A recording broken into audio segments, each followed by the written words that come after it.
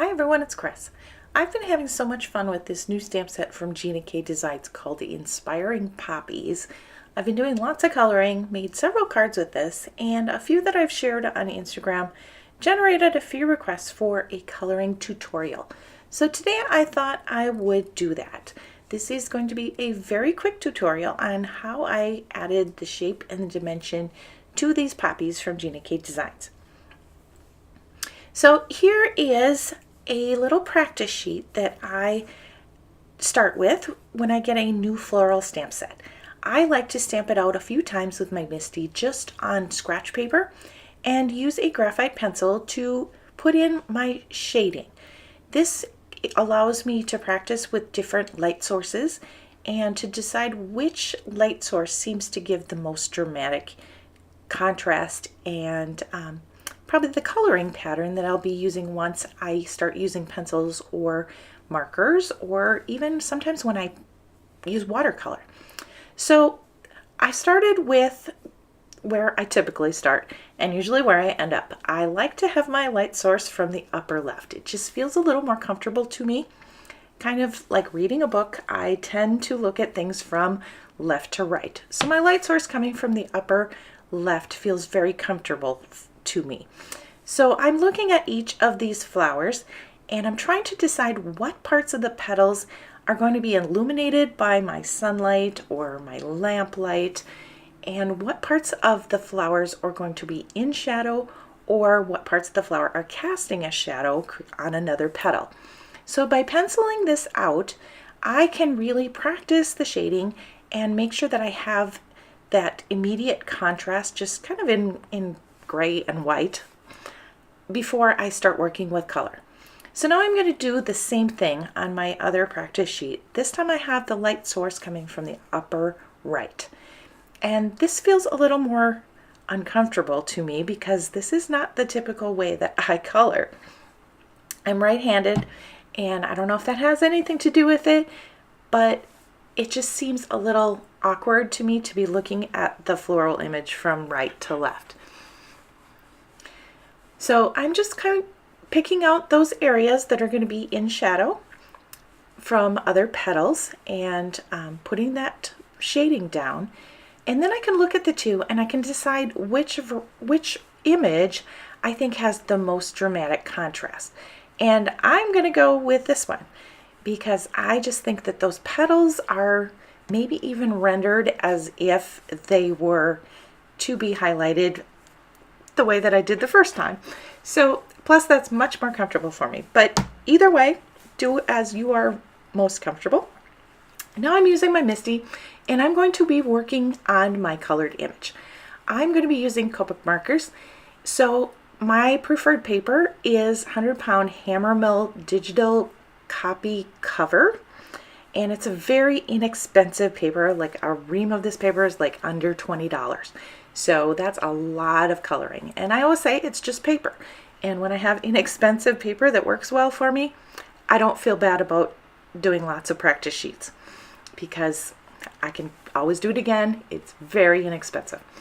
So this is my practice sheet. I'm kind of penciling in the colors as I use them.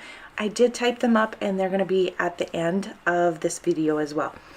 So here I'm starting with a red poppy, and I put that darkest color in first, the R59, because when you're working with this no line ink, this is by Ink on 3, it's called fade out ink, and it's a very pale gray. You can see that I stamped it 3 times with my Misty just to give it enough depth of color so you could see it on my video. But in real life, you can just stamp it once and you will be able to see it just with your eyes. But on video, I had to get it a little bit darker, so I did stamp 3 times with my Misty. So here's the reds. Starting with that dark R59, I kept working lighter. And then I brought in some brighter orangey tones like the R14 and R05. Would not be typically things that I would mix with the blue reds of the R20s, but in nature you can put different tones together because those petals are going to have lots of variation of color. So literally just grab a handful of colors that you think are going to work together and make them work, because by just putting different tones on separate petals or different areas of a petal, you're going to make a very interesting and very dramatic looking flower. My peach colored flower is starting to take shape. I've got the R22 and R32 as my deepest shades, and I keep working lighter and then going back and working these together. There isn't a lot of space to blend the colors, really work these colors together. So you're going to end up with a little bit of a watercolor look to your flower when you're done. You can try to blend each color together, but I kind of like that watercolory look of some definition of these colors. Just like in nature, those petals don't have to be perfect. So just have fun. Now I'm going to work on a blue flower, so I grabbed a handful of turquoise to teal markers and I'm going to make them work. This is BG72 that I'm using first, putting in the darkest flower center and that line between that lower petal and the underside of my bloom. And then I'm going with those lighter colors.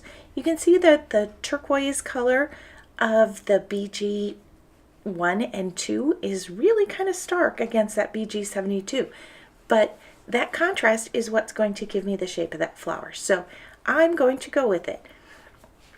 And after all, it's just paper, and this is inexpensive paper to boot. So enjoy the process and just practice and play and have a great time with color. I put the flower center in, I went back to the yellows. This is YR21 and YR23, but then I'm going to bring in that darker color for the little eyelashes around that flower center. So I'm going back with that BG72, darkening that shadow just a little bit more because you want that really strong contrast to make that petal look like it's really reaching forward and give you that 3D look. I'm going to tone down a little bit of that petal. I want to get some definition, so I'm putting a very pale blue in. This, I believe, is B41. I brought in just a regular B color to kind of separate the highlighted petals because they were looking a little flat because they were both so pale. Now I'm just going to put in the greenery. The G21, YG11, and G24 is some of my favorite greens to use on greenery, leaves, buds. It's kind of a very warm colored green. And if you wanted some darker contrast, then I would add G28. So here's the list of the colors that I played with today, and I hope you will grab a handful and give this a try. Thanks for watching. Bye.